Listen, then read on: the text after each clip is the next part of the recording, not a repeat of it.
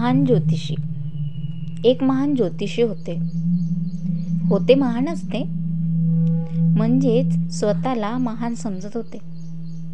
त्यांचा असा दावा होता की ते ग्रह नक्षत्र पाहून भविष्य सांगतात, जे तंतोतंत खरे ठरते. ज्योतिषी हात चेहरा न पाहता सरळच ग्रह नक्षत्र बघतोय म्हणजे लोकात थोडं कुतूहल निर्माण होणारच.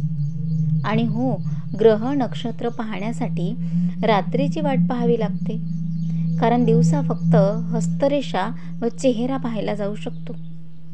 असो, ग्रह नक्षत्रावरून भविष्य सांगणारे ज्योतिषी एकदा अधिक अभ्यासासाठी घराबाहेर पडले. त्यांची नजर अर्थातच आकाशाकडे होती. पाय जमिनीवर चालत होते, तर डोळे ग्रह नक्षत्र तेथे असा त्यांचा शोध चालू होता.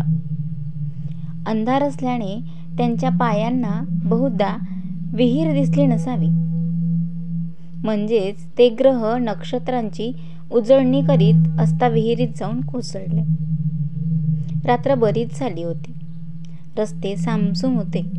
ज्योतिषी महाराज विहिरीतून ओरडू लागले. ऐकणारे कोणीच नव्हते. ज्योतिषी महाराजांना रात्र विहिरीतच काढावी लागली. रातकिडे आणि डासांनी त्यांना हैराण करून सोडले. मच्छर जागोजागी चावल्याने साऱ्या अंगाची आग होत होती.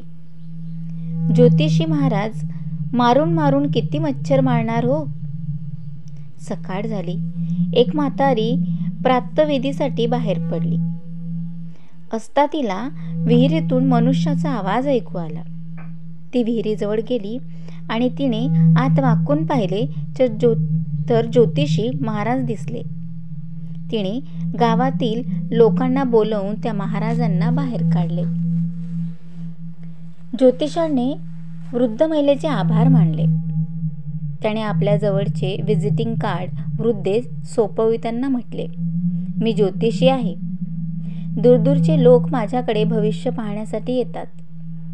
इतकेच नव्हे तर मी नवीन ज्योतिषी नाही, ज्योतिषी शास्त्राचे शिक्षण देतोय. आपण आलात तर मी आपले ज्योतिष फुकट पाहीन. म्हातारी म्हणाली, बेटा, तू सर्वांचे भविष्य पाहतोस ना, पण तू तुझेच भविष्य पाहण्याचे विसरलास असे वाटते मला. कारण तू जर स्वतःचे भविष्य पाहून बाहेर पडला असता तर विहिरीत पडला नसता ना. यातून बोध, लोक कसे वागतात ते पाहण्यापेक्षा आपण कसे वागतो हे पाहावे.